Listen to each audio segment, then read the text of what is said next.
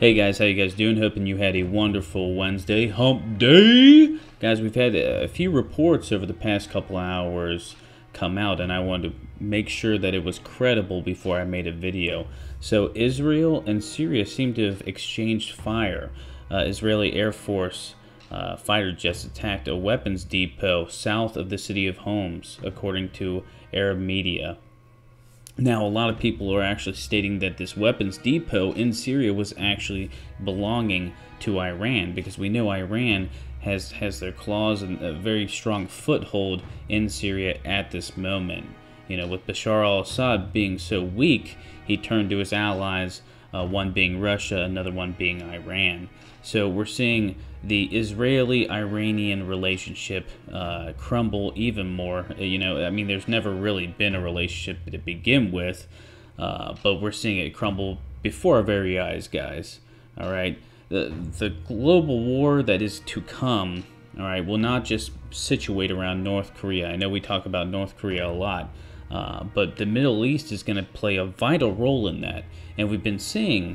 With Iran and the United States, with Iran and Israel, with Syria and the United States, all these different countries, Russia and the United States inside Syria, Saudi Arabia, Iran, when it comes to Yemen, all these different countries, you know, the pieces are lining up, all right? The line's being drawn in the sand.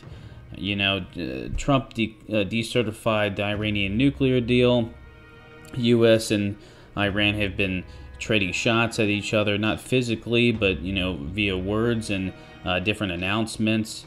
And we're to the point, I mean, we just heard yesterday Iran said that they had no need to increase their missile range because, you know, they can already hit U.S. forces in the region. You know, that's a direct threat to the United States. The U.S. is definitely in the region, heavily in the Middle East. Everyone knows that.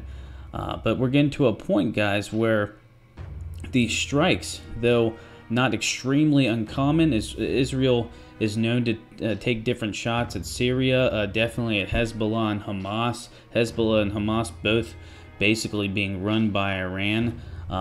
So we need to, at this point, wait and see for a retaliatory strike towards Israel.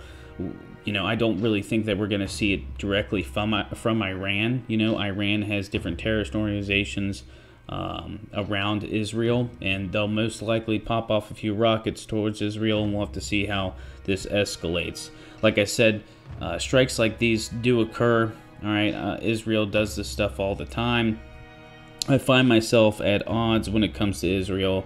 Part of me supporting them, and part of me also understanding why certain individuals and certain groups do not.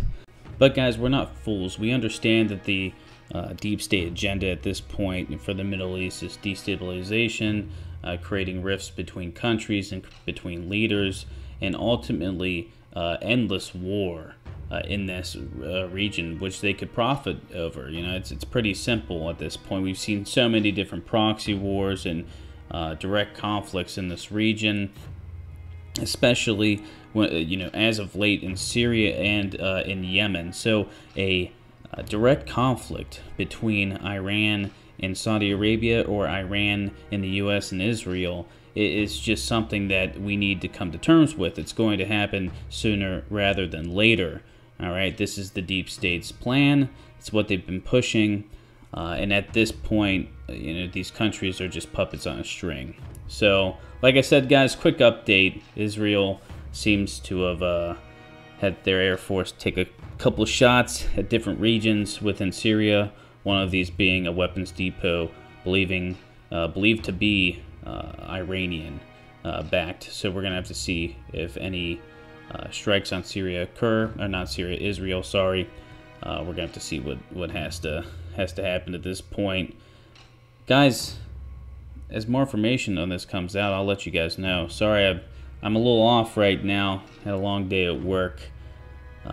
But the news doesn't stop, guys, and the deep state doesn't stop, and we can't stop trying to find the truth and gather this information, sharing it with friends and family.